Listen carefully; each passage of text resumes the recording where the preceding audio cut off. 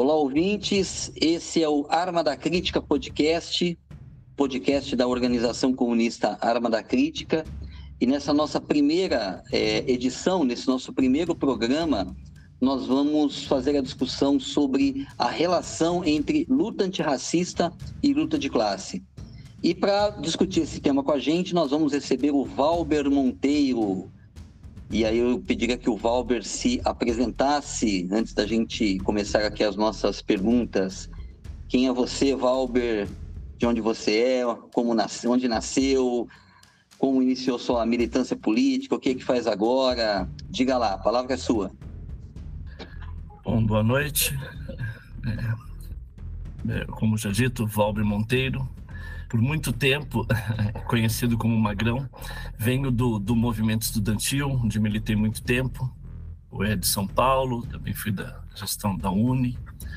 Saio do movimento estudantil, vou fazer movimento sindical e depois também agrego a luta do movimento negro. E é curioso, inclusive, algo que eu vou citar, que o que me leva ao movimento negro, a militância, foi o movimento sindical. Ver que a discussão da questão econômica não resolvia as especificidades da luta, né? Mas, obviamente, tem uma trajetória para isso, né? Eu sou sociólogo, sou pedagogo, atualmente atuo como diretor de escola aqui no estado de São Paulo e além de ser membro da coordenação nacional da Organização Arma da Crítica, tem atuado também junto ao Fórum Nacional de Educação Básica da Associação Brasileira de Pesquisadores Negros. Então, aquilo que a gente chama do chão de escola, o tipo do debate necessário do letramento racial, e essa discussão é exatamente que nós trazemos aqui hoje, né? Como construir uma visão de uma perspectiva do povo preto, da questão de classe do povo preto e o nosso local de atuação. Então já vou tascar a primeira pergunta para você. Na verdade, são duas perguntas, mas as duas interrelacionadas. Primeiro, é possível fazer luta antirracista sem fazer luta de classe? E a segunda pergunta, é possível fazer luta de classe sem fazer a luta antirracista? Bom, é uma pergunta curiosa, parece ser bem óbvia, mas está longe disto, né? Por exemplo, né, numa perspectiva da visão do Clóvis Moura, quando ele fazia um paralelo, né, como o movimento negro estava bem unificado nas pautas e ações antes da abertura política que possibilitou, né, a reorganização dos partidos aqui no Brasil, no período pós-ditadura.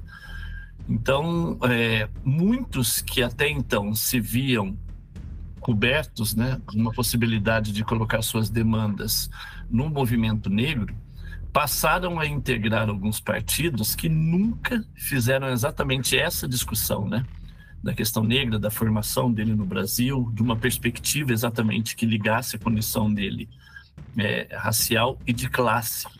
E nós acabamos tendo uma diluição muito grande exatamente dessa discussão, né? Bem recentemente, nós estivemos, inclusive, discutindo com companheiros, né?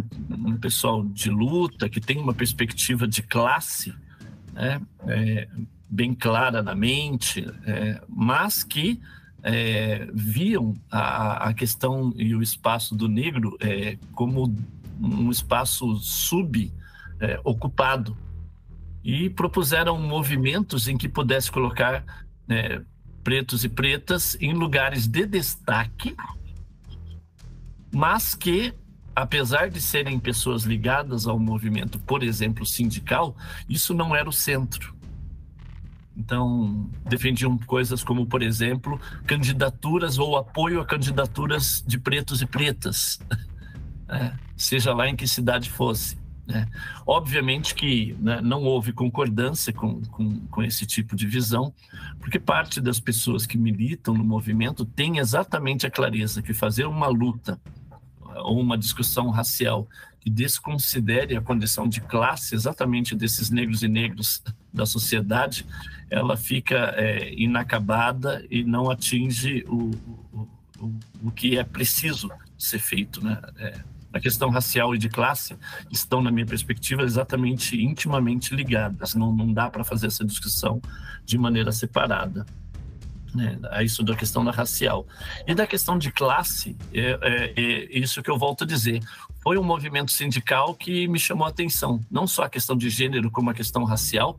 Ela, ao fazer o debate, mesmo aparentemente avançado, da questão econômica, ao não considerarmos as especificidades dessa classe, nós deixamos essa discussão exatamente sem o debate do cerne, né? Renato, por exemplo, que é de Campinas, uma cidade onde... a minha cidade de origem, inclusive, né? Um lugar onde militamos muito em várias frentes, em várias categorias diferentes.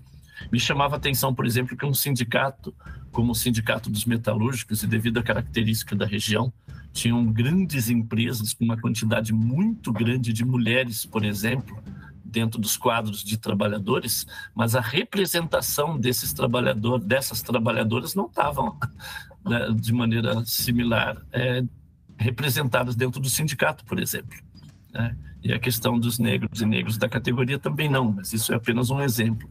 Mas se essa discussão não fizer parte, do desenvolvimento do debate que a gente faz, a gente reproduz simplesmente o que a gente vê na sociedade.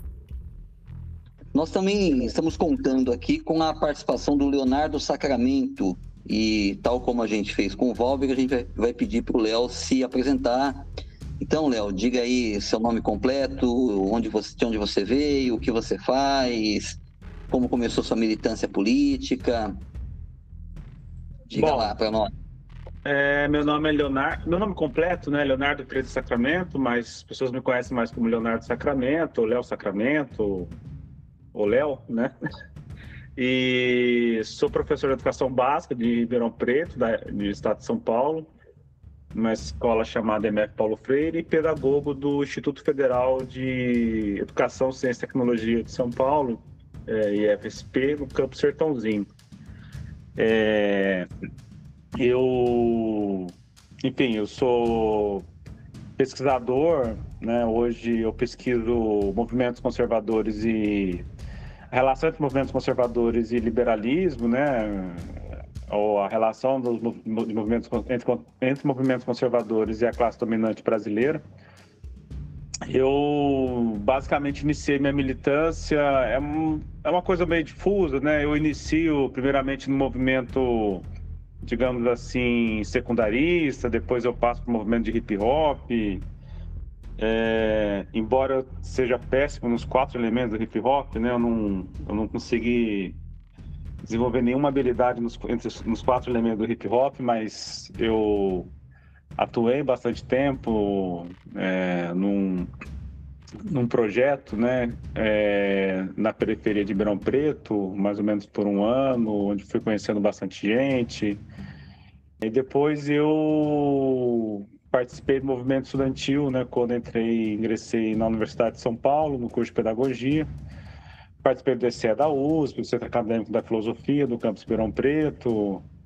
E depois eu entrei na militância partidária, né, no PCB, em alguns espaços do movimento negro, do movimento sindical também. E hoje eu atuo mais no movimento sindical e no movimento negro, né? Já fora do PCB, né? Hoje eu faço parte da OCAC, né? Organização Comunista Arma da Crítica. E é isso, né? Fazendo um resumão aqui da minha vida, é mais ou menos isso. Ô, Léo, e tal como a gente perguntou para o Valber, nós já vamos tascar Na verdade, são duas perguntas em uma, de certa maneira, né? A primeira é a seguinte: é possível fazer luta antirracista sem fazer luta de classes? E a segunda, é possível fazer luta de classes sem fazer a luta antirracista? Eu diria que é possível somente uma sociedade 100% homogênea, né? Que não existe, né? Quando eu digo homogênea, do ponto de vista cultural e racial, é que a questão de raça, por exemplo, não esteja colocado. Talvez na Noruega, 40 anos atrás, né? Agora, em países que foram colonizados, ou países que sofreram o processo exportação de capitais, de escravização, de neocolonialismo, foram objetos de imperialismo, países periféricos, a questão étnico-racial está umbilicalmente vinculada à questão de classe, não dá para dissociar. É possível, por exemplo, constatar que nos países americanos a classe dominante é branca e a classe trabalhadora é heterogênea, mas com grande predomínio de trabalhadores não brancos, digamos assim, né? Isso você pode ver na Bolívia, pode se ver na Argentina, né? Com grande predomínio da população indígena. E assim é no Brasil, o país que foi o maior protagonista do tráfico transatlântico de africanos, né? Em que os traficantes brasileiros foram responsáveis por metade, né, dos seres humanos, né, comercializados em todo o continente americano, né, dos 10 milhões que vieram para o continente americano, 5 milhões vieram para o Brasil. Desses 5 milhões, 4 milhões foram de responsabilidade dos traficantes brasileiros.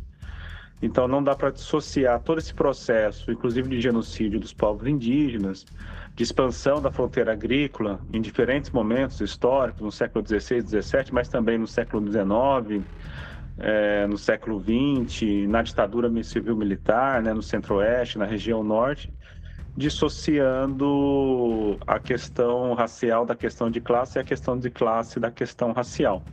Então, a gente pode dizer que a classe dominante brasileira é branca, ou praticamente toda branca, né? Mas ela é branca e supremacista, e a classe trabalhadora brasileira é uma classe trabalhadora que historicamente foi racializada negativamente, seja no processo de escravização, seja no processo de embranquecimento como política de Estado no final do século XIX e no decorrer do século XX, sobretudo na primeira metade do século XX. Então, não há como entender a sociedade brasileira à luz das questões de classe, sem entender a relação da classe com as relações étnico-raciais e como essas relações étnico-raciais se imbricam, né, historicamente com a construção, com o processo de acumulação de capitais no Brasil.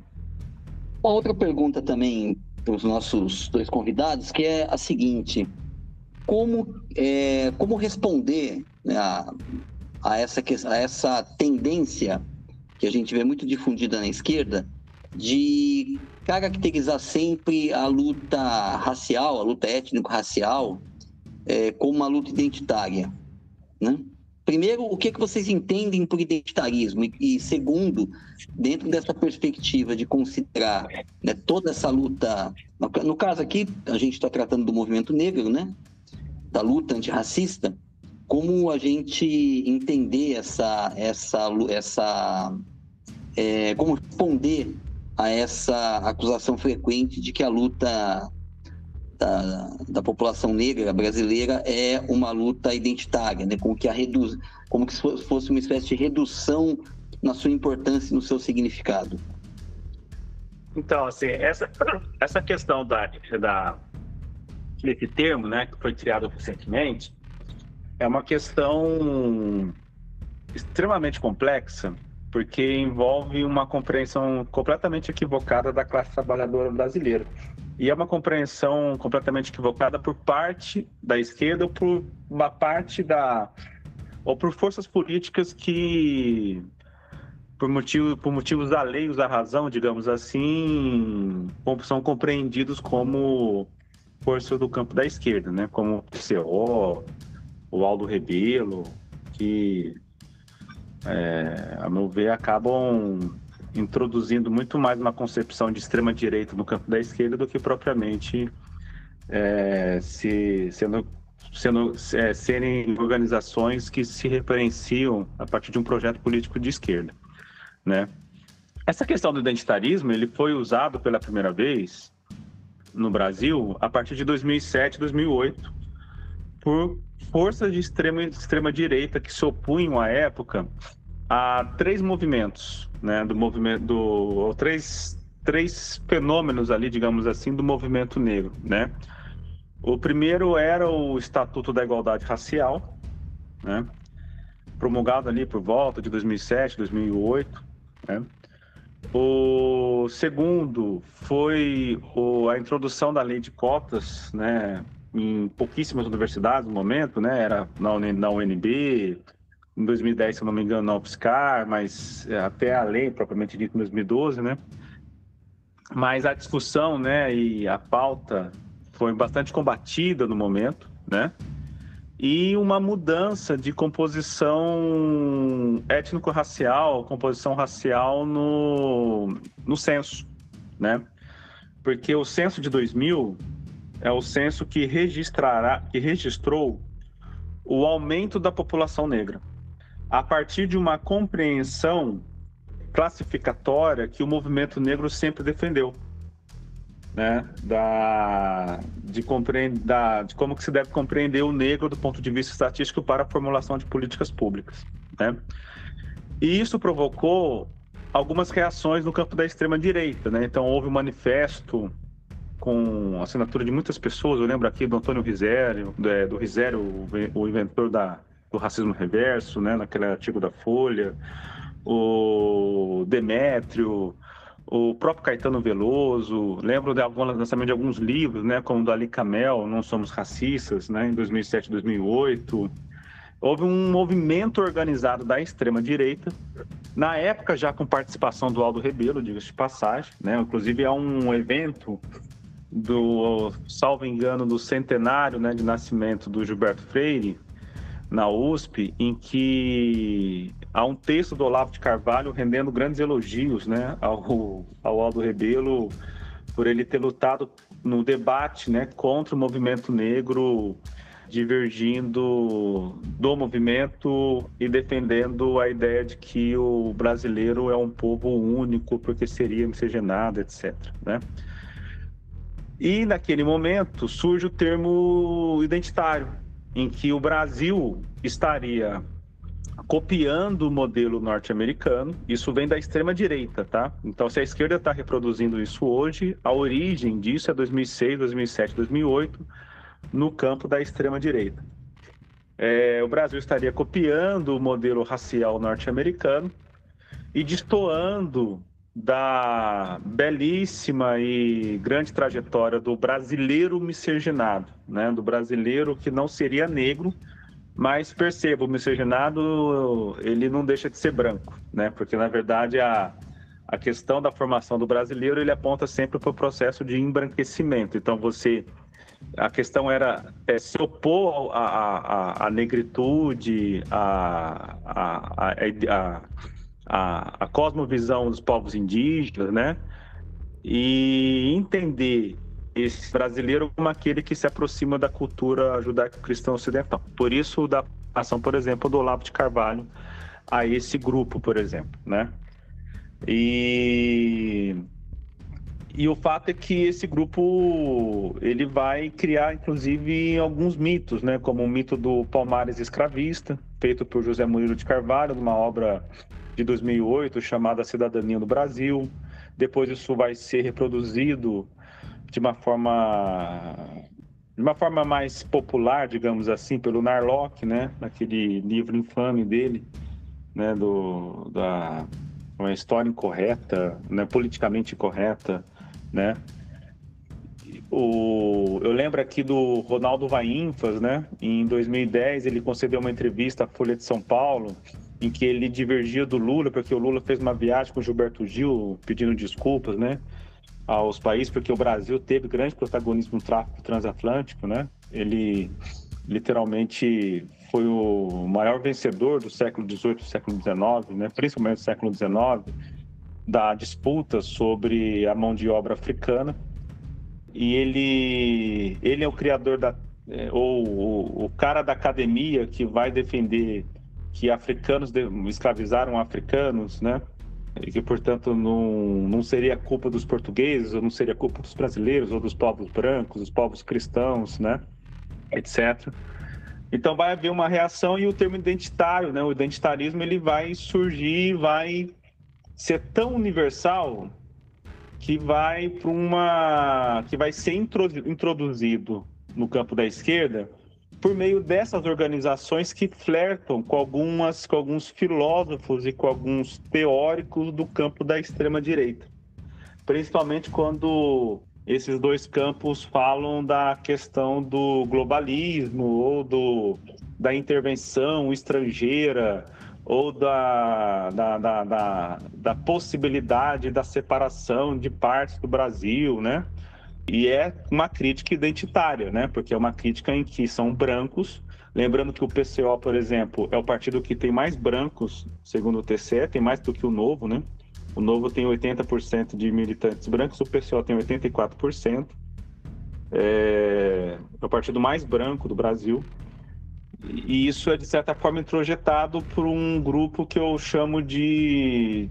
um grupo que compõe esse identitarismo branco de classe média, né? Que eu chamo de tiozão bolsonovista.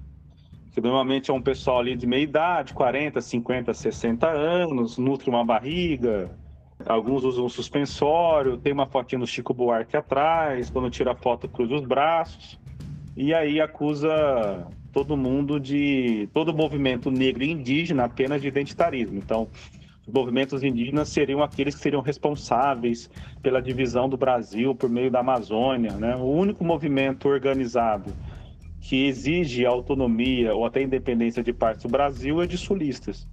E você não vê um texto, por exemplo, desses grupos de esquerda criticando os movimentos separatistas, né? Feitos, por exemplo, em Santa Catarina, Paraná, Rio Grande do Sul, principalmente. São sempre vive de mitos, né? Eu sempre falo, né? O exército, ele nutre o mito de que, por exemplo, não existiria Yanomami, que tudo isso é uma invenção estrangeira, de que existem ONGs. Mas qual ONG? Qual o nome de uma ONG, um material? Se o exército tem tanta certeza aí, por que nunca surgiu um material, uma prova, um estrangeiro que tenha sido expulso do Brasil, que tenha sido investigado? Não há absolutamente nada. O que há na prática é uma espécie de identitarismo branco que se opõe a políticas públicas e ao movimento negro que esteja fincado na perspectiva da negritude ou da defesa de uma matriz afro-brasileira ou africana.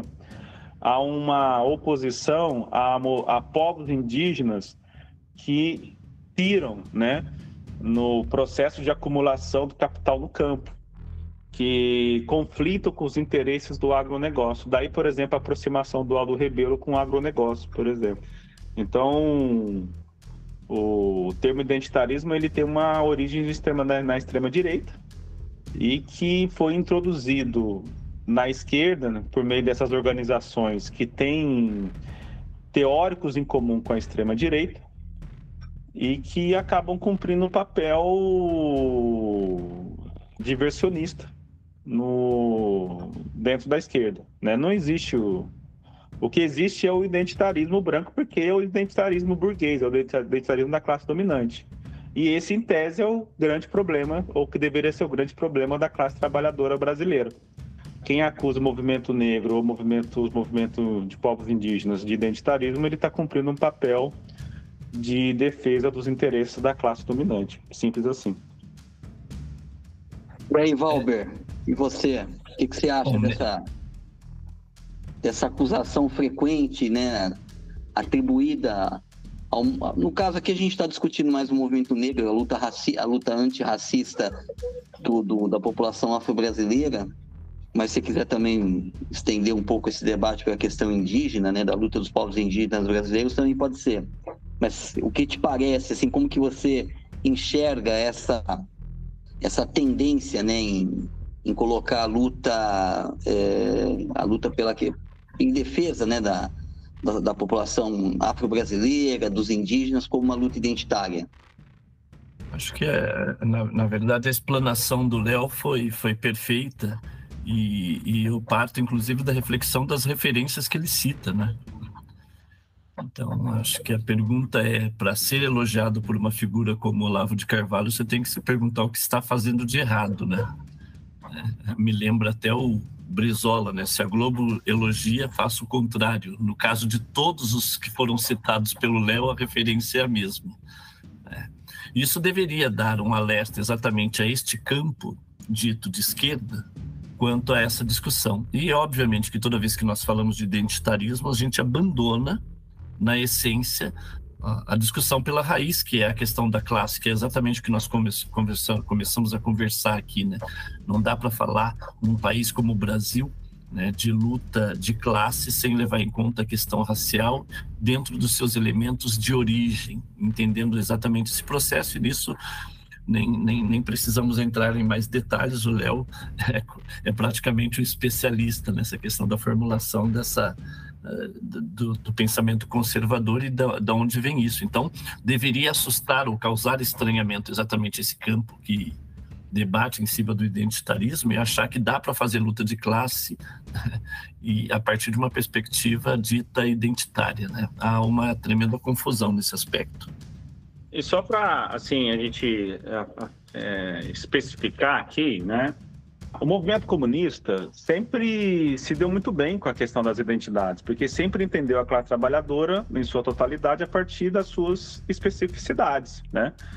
Das suas identidades. O primeiro país a criar de fato cotas, por exemplo, foi a União Soviética. A União Soviética era um país, um estado plurinacional na prática, né? E multiétnico. O Stalin era georgiano, o Khrushchev, que o substituiu, era ucraniano. Você pega os textos do Ho Chi Minh ou do Mao, né? A China tem 60 etnias. São textos que levam muito em consideração as questões específicas da formação social, em que eles querem, né? Em que eles atuam, né? Você não tem como estabelecer uma estratégia, uma tática, se desconhecendo ou generalizando a classe trabalhadora, porque você tem uma ideia de classe trabalhadora fabril inglesa ou classe revolucionária russa. Isso é muito consolidado no campo da esquerda, né? No campo, pelo menos no movimento comunista. Eu lembro aqui da atuação do movimento comunista nos Estados Unidos, da construção da pauta dos direitos civis na primeira metade do século XX, antes do macartismo, de modo que esse tipo de crítica, né, em que você generaliza. Porque a grande questão é a seguinte: para esse campo, o que não seria identitarismo? O que há no movimento negro hoje que não seria identitarismo? O que há no movimento dos povos indígenas hoje que não seria identitarismo? Qual que é a pauta que esse grupo não considera identitarismo? Porque tudo é identitarismo, porque é uma generalização que tem por objetivo desarmar demandas legítimas, né, pautas legítimas, ou a própria organização do movimento, e aí cumpre uma função para a classe dominante. Simples assim. Porque se esse movimento, se esses grupos, né, se fossem revolucionários, considerassem a pauta do movimento negro insuficiente, então eles deveriam demonstrar a radicalização que o movimento negro deveria fazer, mas isso não é mostrado. Esse é o ponto, né? A atuação dessas organizações no campo da esquerda, né, que são organizações, a meu ver, proto-fascistas, como aquele grupo que estava no PDT, a chama Nova Revolução, né, salvo engano. Nova Resistência, né, que é um grupo de extrema-direita, com ligações com o movimento integralista, muito fã do Aldo Rebelo, reproduzem textos do PCO. O PCO hoje é uma organização completamente maluca. A gente tem que começar a questionar por que sites supostamente de esquerda utilizam muito o PCO, né, em determinados momentos. Por que por exemplo, o Portal 247 utiliza constantemente o PCO nesses momentos para discutir esses temas específicos, né? Como aconteceu, por exemplo, é só recuperar qual foi o comportamento de alguns sites de esquerda, né, de alguns portais, quando do fogaréu à estátua do Borba Gato em São Paulo, em que tudo também foi generalizado como luta identitária. Então, é preciso pontuar e explicitar qual o papel que essas organizações cumprem no campo da esquerda. E o papel é um puro diversionismo. Seja para defender o que julgam necessário, que deve ser defendido no governo Lula, acho de uma maneira completamente equivocada, porque defendem de uma perspectiva conservadora que acaba afastando parcelas muito significativas de jovens e de entidades do movimento negro, até mesmo dos povos indígenas, seja porque, no fundo, eles concordam com uma perspectiva supremacista de construção, de formação, da própria formação nacional. Agora, Léo e Valber, como que a gente pensa, né? Nós como comunistas, como que a gente pode pensar para os tempos atuais a retomada desse debate que o movimento comunista fez em suas origens, né? O Léo citou aqui o caso da União Soviética, que talvez tenha sido o primeiro Estado plurinacional do mundo, enfim, um país que abarcava centenas de nacionalidades, muitas delas que não tinham nem uma língua escrita, né? Quer dizer, foi a Revolução Russa quem criou uma língua para esses povos, né? uma gramática para esses povos, uma língua não, desculpa, um alfabeto, né? uma gramática para esses povos.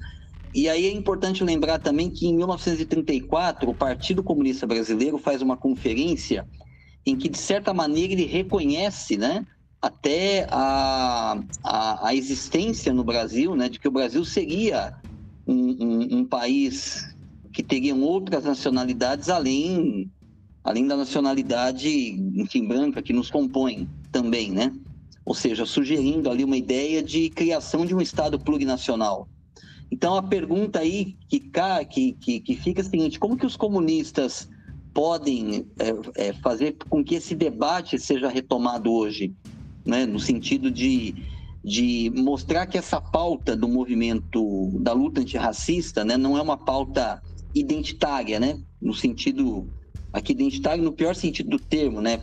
De reduzir, né? De tratar como uma pauta insignificante. Como que os comunistas podem, nessa conjuntura, cruzar essa luta antirracista com a luta de classes, enfim, e dar a essas lutas um caráter que originalmente os comunistas sempre reconheciam como importante?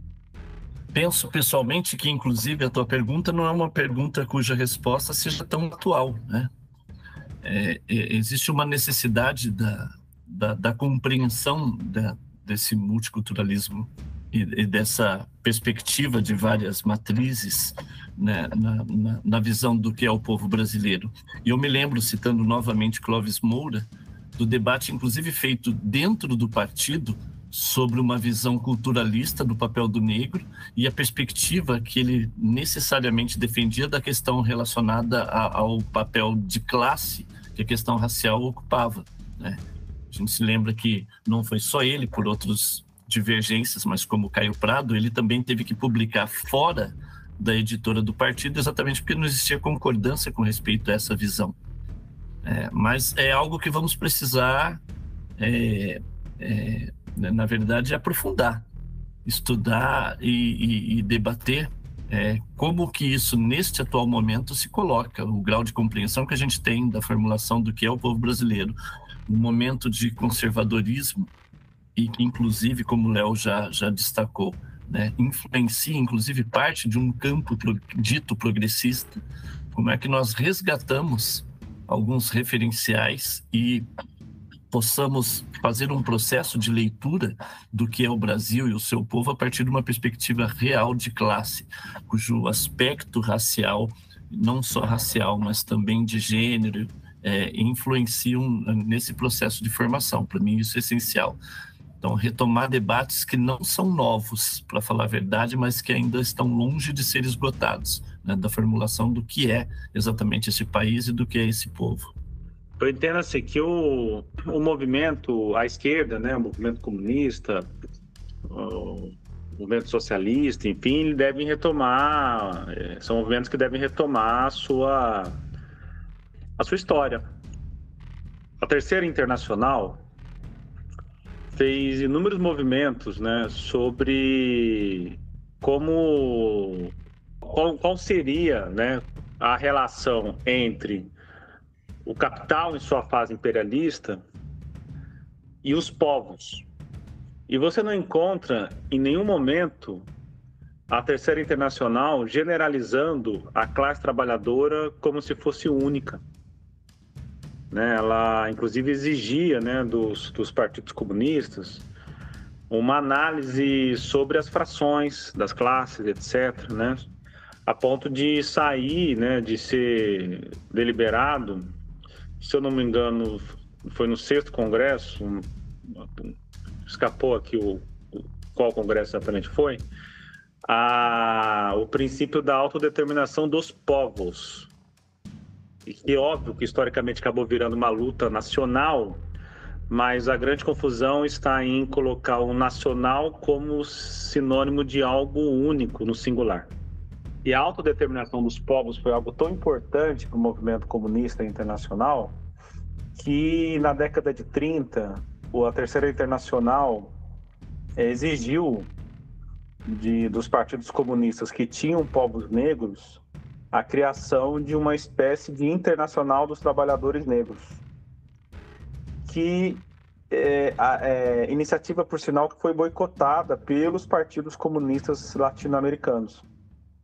E, por exemplo, a justificativa do Partido Comunista Brasileiro à época era muito parecida com uma perspectiva freiriana, digamos assim. Mas, por exemplo, a análise da Terceira Internacional sobre os Estados Unidos é que a classe trabalhadora branca comporia uma espécie de aristocracia operária, lógico, com suas diferenças, etc., com suas desigualdades, e a classe trabalhadora negra seria aquela absolutamente explorada, né? Então, em nenhum momento você encontra análises ou diagnósticos, né, para estabelecimento de estratégia tática e eixos táticos de organizações comunistas da primeira metade do século XX, mesmo no Ocidente, e generalizavam a classe trabalhadora como se fosse algo único, né? Ela é única a partir das suas especificidades e identidades, a partir da sua própria formação social. Então, eu entendo que, ainda mais hoje com mudar, né, preciso recuperar essa tradição, na verdade, que se perdeu, sobretudo no Brasil, a partir dessa defesa de grupos de direita e de extrema-direita que são classificados ou que são compreendidos ou que são tolerados dentro da esquerda, que acabaram introjetando uma perspectiva da extrema-direita construída a partir de 2006, 2007. Então, assim, nós estamos com... É lógico, né, que a grande questão aqui para a gente é atuar para que os movimentos, as identidades, né, da classe trabalhadora se voltem para a necessidade da revolução, se voltem para o projeto de poder da classe trabalhadora. Esse é o problema central hoje da esquerda brasileira, né? É preciso criar um projeto de poder, mas não há como criar esse projeto de poder tendo como tipo ideal uma visão idílica de um trabalhador que seria único. Ainda mais um país de dimensões continentais. É preciso compreender as formações sociais do Brasil e da classe trabalhadora brasileira para que ela se identifique com esse projeto de poder, né? Fora isso, o que resta é o mais absoluto fracasso. Essa perspectiva reinante nesses tiozões bolsonavistas, né, como eu falei, né? Imersos nesse identitarismo branco da classe dominante, da classe média tradicional brasileira, sobretudo paulistana. Esse identitarismo é um identitarismo que colide com as perspectivas e com a própria idiosincrasia da classe trabalhadora brasileira. Então, em algum momento nós vamos ter que ter esse pessoal vai ter que formalmente sair do campo da esquerda. Isso eu quero Não há como ganhar mentes e corações com um bando de gente que mora no centro de São Paulo, na zona sul do Rio de Janeiro, acusando toda e qualquer política, bando de gente branca, né?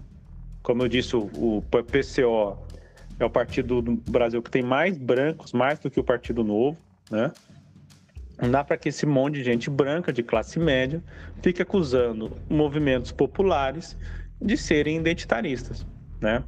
E que estabeleça uma generalização que acaba criando um imobilismo importante e fundamental para a própria classe dominante.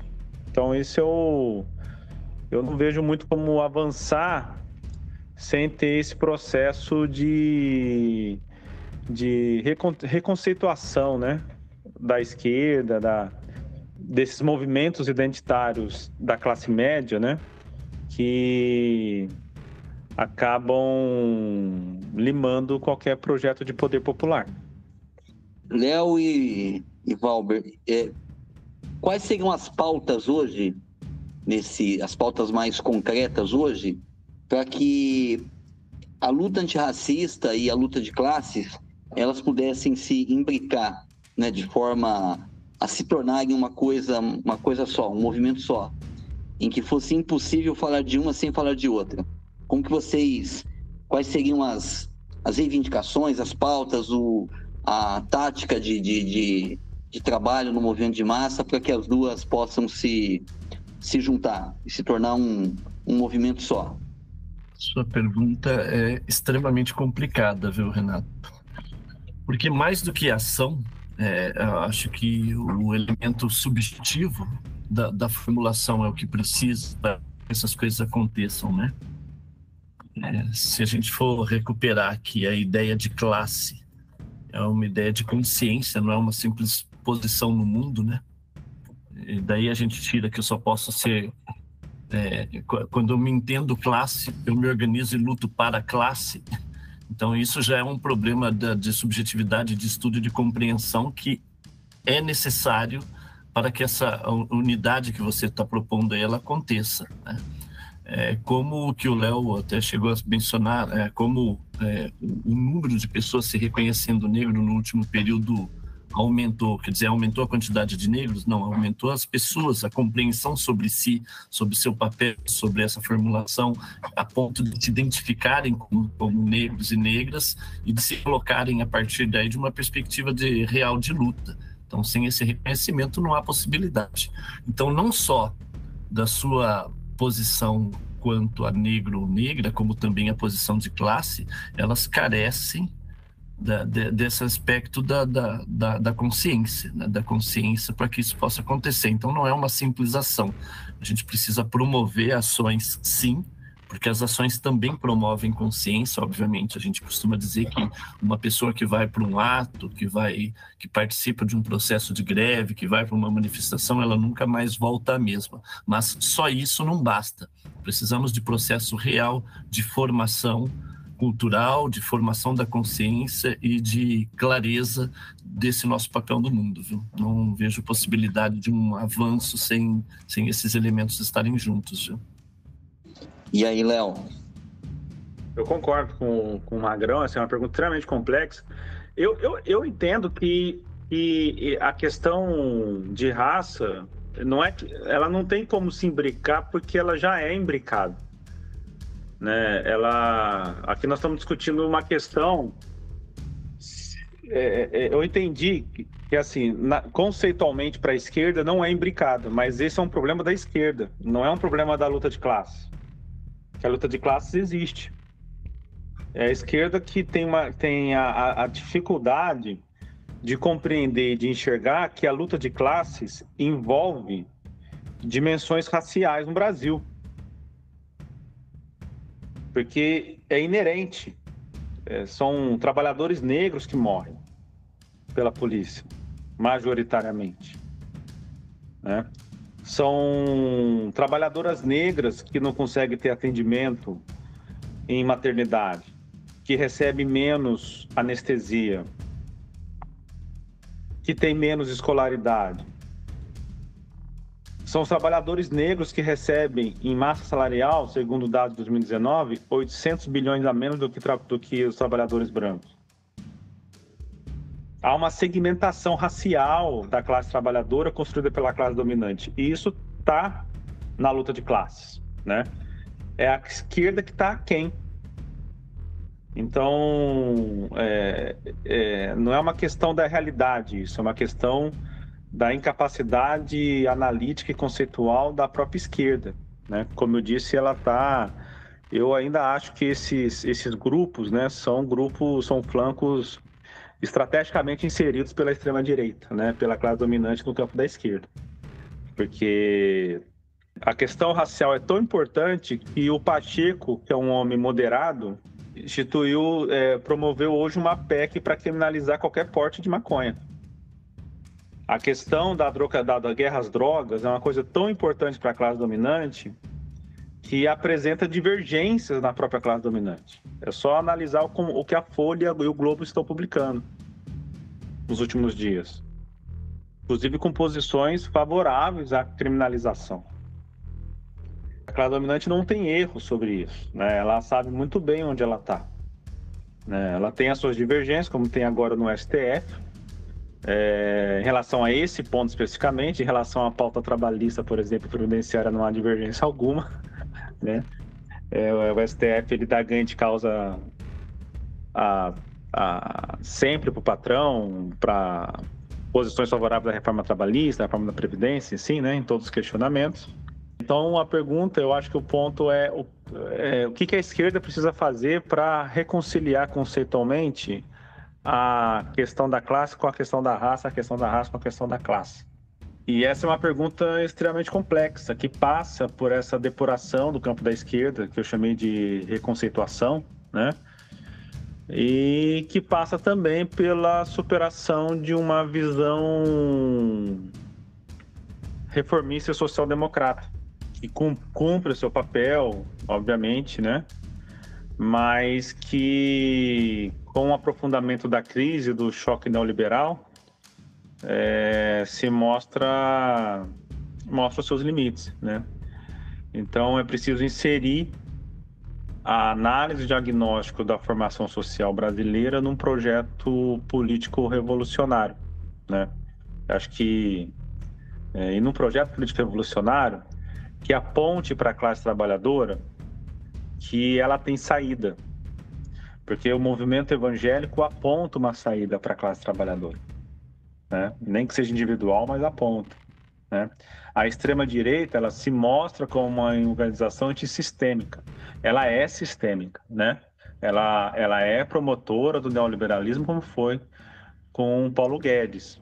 Ela tem as suas divergências com o mercado, do ponto de vista do projeto de poder, como qualquer movimento fascista, mas ela foi um instrumento importante para a acumulação de capitais nos últimos 4 anos, eu diria 6 com Temer, né? No Brasil, sem dúvida alguma. Mas ela se apresenta para a classe trabalhadora como um projeto antissistêmico. E aí, acho que o grande problema dessa reconciliação é que eu acho que a classe trabalhadora já percebeu que o sistema, ele não tem jeito, que não há como consertar o sistema. E acho que a reconciliação conceitual entre a questão da raça e a questão da classe passa necessariamente pela construção de um projeto político antissistêmico, em que esses trabalhadores que apanham da polícia, que são mortos pela polícia, que não têm atendimento, que não tem moradia, que não tem dinheiro para aluguel, que não tem emprego, que não tem trabalho, que não tem previdência, se veem representados e identificados, inclusive culturalmente, como o Magrão falou, com um projeto de transformação. Só para complementar uma coisinha aqui, Renato, para ficar bem claro e corroborar, inclusive, na mesma linha, quando a gente fala do processo educativo, que são os movimentos, eles são educativos até um certo ponto, né? Se eu for pensar que a classe trabalhadora, essencialmente, ela é reformista e não revolucionária, né? A gente tem vários exemplos de como a rua, sem esse elemento subjetivo da formação revolucionária, o que virou, né? Exemplo de 2013, não é o único. Então, a massa na rua para atender suas demandas, mas virou exatamente o seu contrário, porque a classe trabalhadora essencialmente é reformista. É um projeto político e revolucionário que pode fazer a mudança. E a gente se lembra, por exemplo, de Lenin, né? Partido revolucionário é a consciência das massas, né?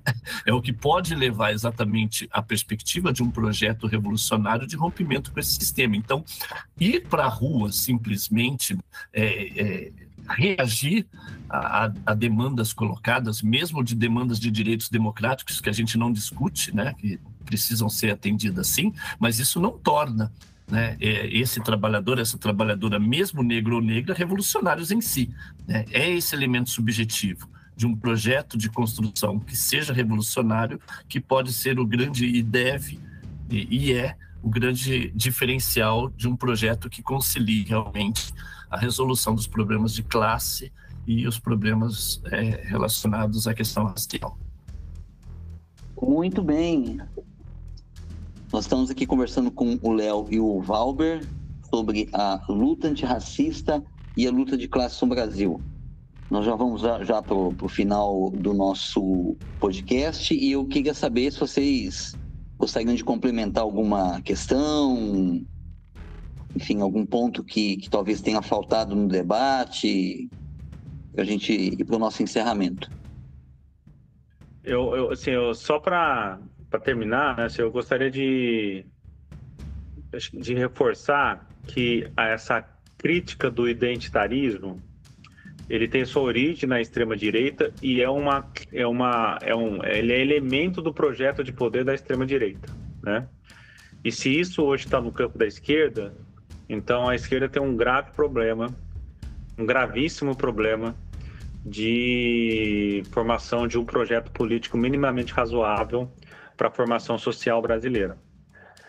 Então esse acho que é o grande nó hoje da esquerda em relação a essa reconciliação, porque eu digo reconciliação porque essas questões sempre foram muito bem resolvidas no campo da esquerda, principalmente na primeira metade do século XX, mas lembro também aqui na segunda metade das lutas de independência dos povos africanos contra o colonialismo europeu. Então essa reconciliação ela depende inexoravelmente de uma recomposição de uma redefinição do projeto de poder da esquerda brasileira. Essa é uma crítica supremacista.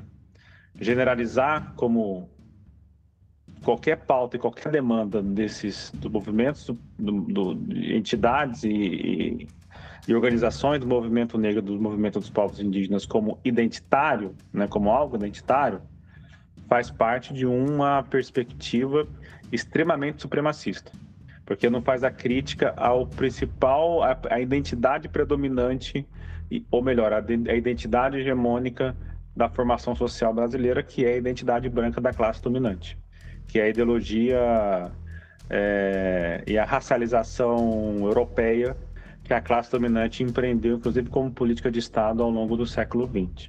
Esse é, a meu ver, é o ponto que eu gostaria de reforçar aqui e agradecer, né, o Renato, o Augusto e o Magrão, né, o Zé Valber, pelo debate, pela discussão e enfim, por todos os pontos levantados aqui, que é sempre é muito difícil poder e até arrumar espaço, né, ter espaço para poder discutir essas questões a partir da perspectiva aqui que o Magrão e eu debatemos.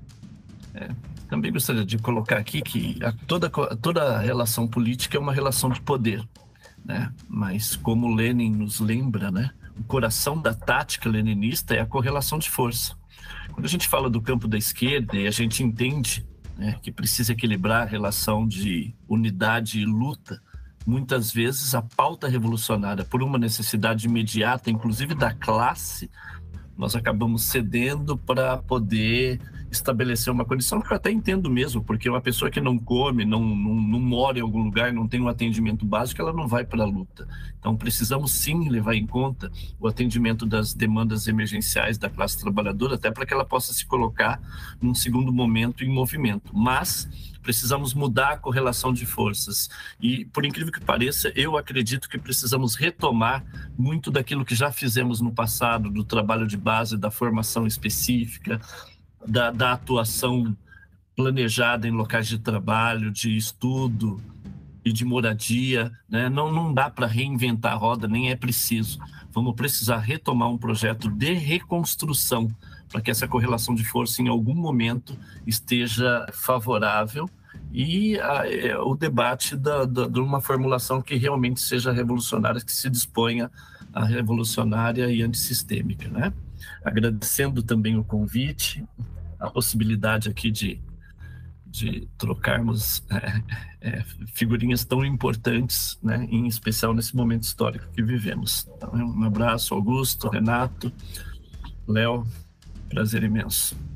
E é importante citar também, né, Léo e Valber, que nós temos o Clóvis Moura, né, como um espaço de atuação da militância da Armada Crítica na discussão étnico-racial, né, na luta antirracista. Vocês poderiam falar um pouquinho rapidamente para a gente encerrar, antes da gente encerrar, né, sobre o Clóvis Moura?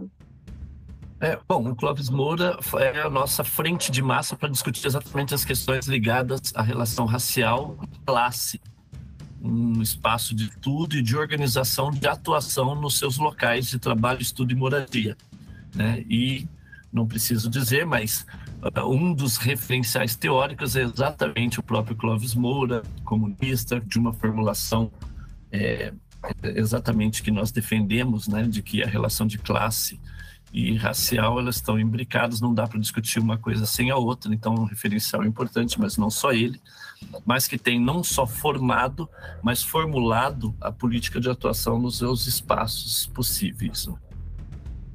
Bem, a gente vai encerrando o Arma da Crítica podcast, nosso primeiro programa, né, onde a gente teve aqui o prazer de receber o Leonardo Sacramento, José Valber Monteiro, para discutir a relação entre luta antirracista e luta de classe. Então a gente agradece a todos os que nos ouviram, agradecer ao Léo, agradecer ao Valber, né, que se dispuseram aí, disponibilizaram o seu tempo para essa discussão tão importante. Agradecer ao Augusto também, que ficou na parte técnica, digamos assim, né, dando o suporte para a gente fazer o programa. E até a próxima. Valeu, pessoal. Um abraço.